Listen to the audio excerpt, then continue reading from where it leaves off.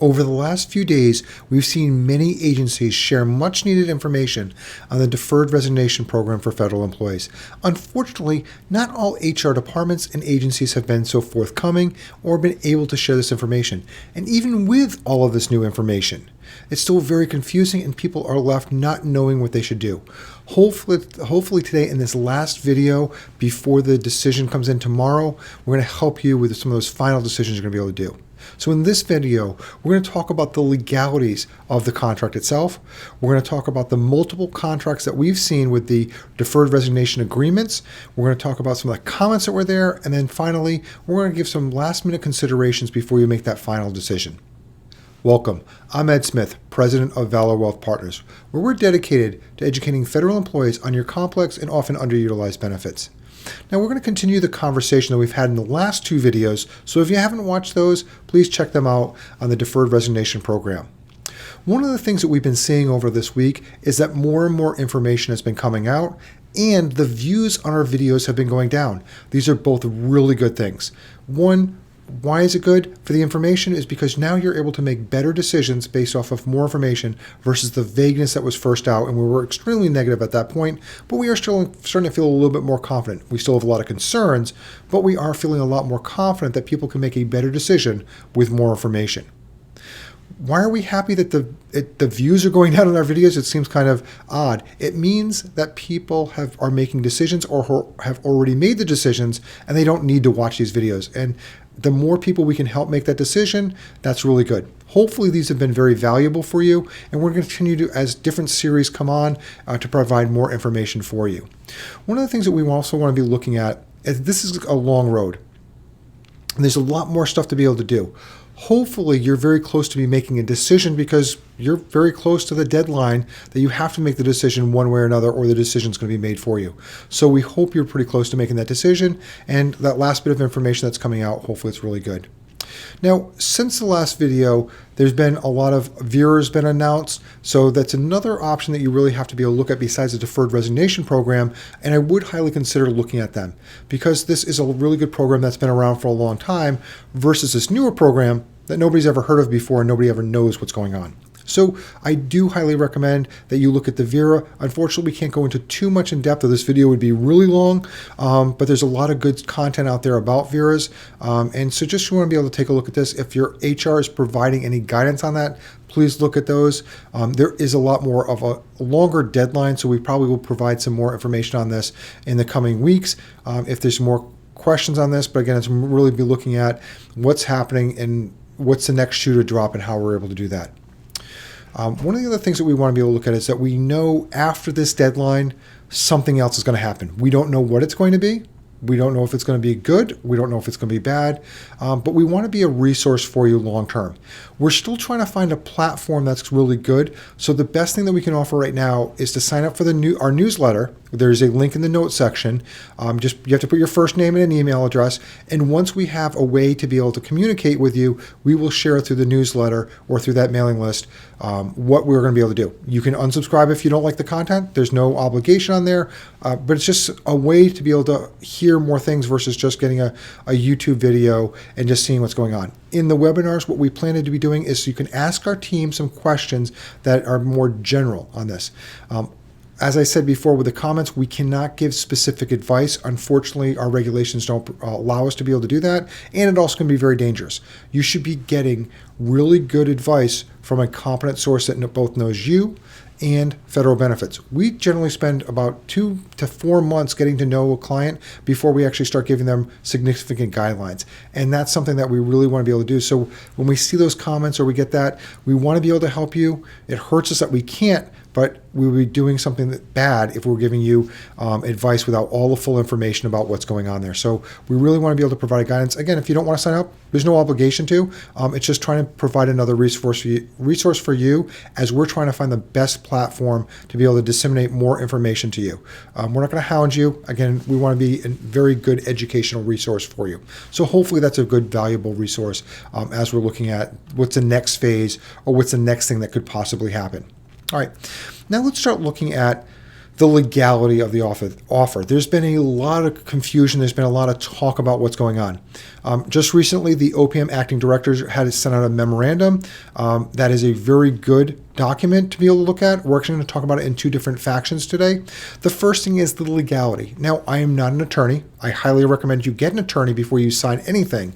But in that memorandum, they talk about a lot of the different factors that people have been talking about is this even legal? Now, I just got a message right before I started recording this that there is multiple lawsuits, 2 lawsuits just in Massachusetts from unions that are challenging this, not necessarily to get rid of the program, but maybe delay the program. So this is going to be challenged. There's going to be a lot of different things. And when does this happen? I'm not saying it's legal or not. I'm just saying here's some really good points that the OPM acting director has put out on this. I'm not going to go through all of those points, but I'm going to read the specific big chunks so you can know what they're talking about. I highly recommend you read this if you're considering taking this offer. And even if you're saying, hey, I don't want to, at least you can see what the guidelines are coming out, because I really feel it's been good that OPM is finally giving you some really good content about what this means and what it doesn't mean. So let's just take a look real quickly about some of these big topics that they addressed in this. Okay, is the offer legally binding? Okay, is congressional approval required? May an employee be placed on administrative leave during the deferred resignation period? May an employee get a second job during the deferred resignation period? And does the deferred resignation email comply with privacy rules? So again, really good big topics. I don't want to go into too many details on here. It's not because I don't want to. It's just because if you're considering this, you definitely have to read this document, not just listen to what some person that you've never met before is talking about on a YouTube channel. So I really want you to be able to do this. We can discuss these things for hours on all of these different types of things, but just read that, and it's a perception from OPM. Again, before you sign it, I would get legal advice. One of the things that we have heard just today from a client that we talked to is that their HR, their head of HR for this different agency has said that even if you accept the offer, you do not have to sign the agreement. Okay. Again, not every agency is going to follow that, so just get some clarification. I'm not a big fan of the agreement. I think that it does a lot of clarification, but there are some points that really concern me with this agreement that's out there. But I do like the content that's out there. I do like how much they've actually provided to people. This is more on the legality of the side, but what I've been hearing is that you don't have to sign the agreement. But again, that could be an agency by agency thing. Again, you definitely want to be able to look at before you sign anything. So let's talk about the agreement itself. All right. Now, I have seen multiple versions of the agreement. You're like, well, how did you have multiple agreements? They're the same agreement. They are, except for one big thing. The agreement that is shared from the acting director of OPM has 17 specific sections in the agreement. The agreements that I've seen given to employees has 14 or 15 sections. They've purposely left out 2 or 3 of those sections. I have not seen one agreement from clients or from somebody that has shared it with me that has had all 17 sections. So the agencies are taking it and taking some sections out for whatever reason, and we're going to talk about that a little bit more. But let's talk about what we've seen in the 3 versions and some of the different things that are there. Okay. First, the key points have clarified that are really good and clarified on here. Working through February 28th and being placed on administrative leave no later than March 1st. Very specific guidelines versus, you're going to be transition as soon as possible, but it's very open-ended. So that very specific verbiage that's in there that gives a specific deadline that you're going to work through the end of February, and then on March 1st, you're going to be placed on administrative leave. Now, there might be unique situations where you're not going to be able to. They're going to be short-staffed. And this is one of the things that we talked about in the last video about who are you going to transfer this work to or transition this work to. And if the numbers that they had been projecting at 10% or 200,000 happened, then that could be very short-staffed on people. And the numbers that we've just seen in the news, it's more like 20% versus 200,000. I wouldn't take too much thought in this and saying, well, only 20,000 people are taking this offer. I think almost everybody I know is waiting to the very last minute to decide if they take the offer or not. So you could overnight or by the end of the day tomorrow see that number go from 20,000 to 200,000. because while some people did take it early, 1% of the workforce, what you're probably going to see is most people are waiting to make the decision because it's so important. They want every bit of information they can before they make this decision. So I wouldn't say that it's a failure on what they expected. I just think it's not. It's just something that people are waiting to make that final decision. So at least we got some clarification on what this means of how long you're expected to work. And it's also, I've heard from different people that they're going to be transitioning, or you're going to be able to go on administrative leave as soon as your tasks are going to be transitioned out. So if that's quicker, that you actually be out quicker than that. So that's really good. Another key point is you're going to continue to receive pay and benefits to include within grade increases. So if you were going to get a within grade increase, you could also get that while it's during that period of time through September. So very clear on getting pay and the benefits. They spell the benefits out very well. So really check that out. The agency may not take steps to terminate employees' employment. That is a very specific verbiage in the agreement. So again, they may not take the steps to terminate employment. They also talk about you may accept non-federal employment during the deferred resignation period, which is really good, which is what OPM said that you could do in their FAQs. But then they added this also, provided it does not violate the standards of ethical conduct, and that actually goes on to more ethical conduct and standards that your agency may have. Okay, this is very different than a simple no on the OPM FAQs, which says, oh, you're not going to have to work, or you are going to be able to take another job. If your agency allows you to, and it doesn't violate those ethical standards either, like you couldn't go to work for a contractor that supports the agency, or in some field that you may be able to take the information to be able to do that. So there's going to be some guidelines on that. So it's just not as simple as, yes, you can work, but it does say that you can work as long as there's no violation there. So these are all very positive key points that the agreement does do. I really like this clarification. The verbiage is really good. I'm not going to go into details. I know in previous videos I have actually shared that. Just read the whole document. It is there for you, and I do recommend if you are taking this that you read the whole document. It is public knowledge, so it's nothing that we're sharing that we shouldn't. Okay. Now here's the 2 points that I'm really concerned about in the agreement and why I might recommend, again, I'm not an attorney, so talk this to your attorney, but why I am concerned about anybody signing the document. It's sections 13 and 14 in this document. In other documents, they're going to be different because, again, they don't have all 17 sections. But if you look at the document down below, it's section 13 and 14. Specific verbiage, employee forever waives and will not pursue through any judicial, administrative, or other process any action against agency that is based on, arising from, or related to employee's employment at agency or the deferred resignation offer, including any and all claims that any and all claims that were or could have been brought concerning said matters. So basically with that one section, it's basically saying that you waive your right to basically challenge what is there. So that's a problem. The other thing, in the bottom of that same paragraph, it says, consistent with applicable law, employee similarly waives any claim that could be brought on employee's behalf by another entity, including employee's labor union. So basically your union can't fight for you either. So you've given up your right to fight, and you've given up your union's right to fight for you. I think that if you're going to sign this is probably what the worst part of signing the agreement is. It's great that you're going to sign the other things, but you probably would get all of those other things without signing it. So you really have to talk to an attorney to figure out if it's best to sign it or not. Again, I don't know what to do. I'm just pointing some points out that are concern me to make sure that you're looking at these different things. All right. Besides that, I think there's a lot of clarity here. I really liked how much information that was provided and how much it's been better than where we were over a week ago. I really wish they had done this a week ago, or they delayed this process until all of this information out, because I think that the way they did it and the skeptical nature of what's happened has made people very hesitant to do anything, because they started with no information and they finally, for one reason or another, they felt that they had to provide this information. I don't think they did it willingly, but I thought they felt they had to be able to do this because they were just being very vague and sketchy on these different types of things. All right, let's talk about comments from the previous videos.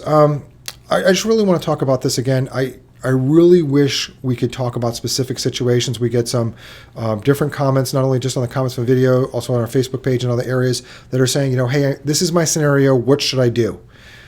I don't know you well enough to give those answers, and we can't give those answers. There's just so many variations. Federal employee benefits are so complex, and there's such a unique situation. It really needing to know who you are and what you're trying to be able to do. Okay. A lot of the other comments were really about some of the things we've already talked about. Will you get your benefits? Will you be able to do this? What happens with a collective bargaining agreement? I think we talked about that a little bit before, but one of the things that you want to be able to look at on that scenario is either way, and the documents talk about this, if the government is shut down and employees are furloughed, you're not going to be getting paid in that period of time. Now, when you come back to work, you will get repaid for that period of time, just like normal. If you were on this agreement, they say the same thing is going to happen. You will not be getting paid, but when the government gets back to work, they will repay all of that back pay. They've said it in this agreement, which is really good. So again, the question being, well, what if I take this offer and this happens? Well, what if you don't take this offer and this happens?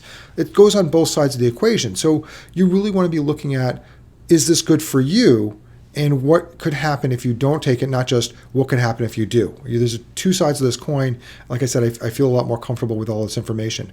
There's a lot of talk about the legality of this, some good conversations, and I really appreciate that other people are answering these questions. Again, I can't do this, but you definitely can. So if there's more comments and you can provide some insight, being supportive to each other is incredible. And I just really like that the community has been able to be helping other people as they're trying to make some very difficult decisions to be able to look at this. So just really looking at that. That was really, most of the comments have been addressed by the agreement and the legality memo, both in the same thing. So I don't really need to go into too much of these things because I think I've already addressed most of the comments from there, but I just really wanted to be able to say that we wish we could answer the questions, but unfortunately we can't without getting to know you very well, and we just don't have time. It's just such a quick deadline. It may get extended. I highly doubt it, but that's one of the things that are there. Okay. Last thing I really want to talk about is some final thoughts about what is going on and what are the things there. We are glad that somebody, I don't know who it was, but listened to the outrage that all of you has expressed over the last week, and they started clarifying this offer. Without you and without everybody's comments and the different groups that have been out there banging the drums and saying, tell us more, let us know what's going on, we wouldn't be in this situation. So I think that all of this uproar has really gotten all of this information. I just, again, really wish they started from the beginning because they could have avoided a lot of confusion and also some animosity that's out there towards the bosses and different things, the people that really can't control things anyway. So I am really glad that they have started clarifying it. We do feel a lot more comfortable in this offer. Now, I'm not saying you should take it. We still have some major concerns. I just addressed them about signing that agreement and giving away those rights to be able to fight if something happens, and also giving the rights from your union. But with the clarification, it does sound a lot better. There's some specific deadlines of when you would have to stop working. I mean, we said 2 to 4 weeks in one of the videos, so I'm really glad that they've clarified what this means. Not everybody's going to be able to fall under that because we don't know where this is going to fall out. But we just feel a lot better than we did a week ago on this because it was just so vague.